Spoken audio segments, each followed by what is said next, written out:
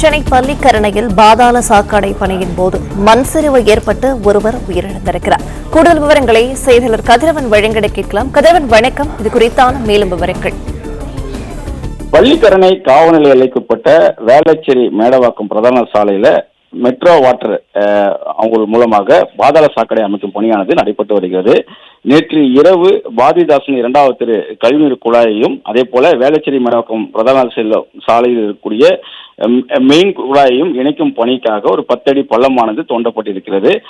அங்கு 2 பணியாளர்கள் பணியாற்றிருக்கிறார்கள். திருப்பத்தூர் மாவட்டத்தை சேர்ந்த அன்பு மற்றும் திருப்பதி ஆகியோர் இங்கு இறங்கி வேலை செய்து கொண்டிருந்த போது திடீரென பக்கவாட்டிலிருந்து மண் சரிவு ஏற்பட்டிருக்கிறது.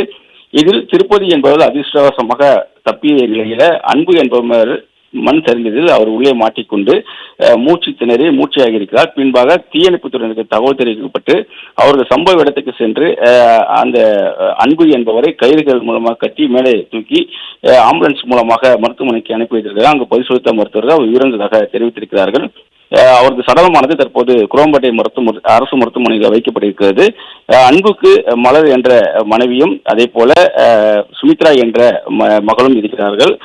இவர் கூலி தொழிலாளர், கஷ்டப்படும் குடும்பத்தை சார்ந்தவர் என்பதும் போதுமான ஏற்பாடுகள் செய்யவில்லை, பாதுகாப்பு உபகரணங்கள் இல்லை, ஏற்பாடுகள் செய்யவில்லை என்று குடும்பத்தினர் குற்றச்சாட்டுகளை முன்வைத்திருக்கிறார்கள். தற்போது இந்த பணியினை செய்த விவி கன்ஸ்ட்ரக்ஷன் என்பவர் தன்ராஜ் என்பவர் மீது தேவராஜ் என்பவர் மீது வழக்கு பதிவு செய்திருப்பதாகவும் பள்ளிக்கரணை காவல்துறை சார்பாக தெரிவிக்கப்பட்டிருக்கிறது. விவரங்களை வழங்கியமைக்கு நன்றி கதிரவன்.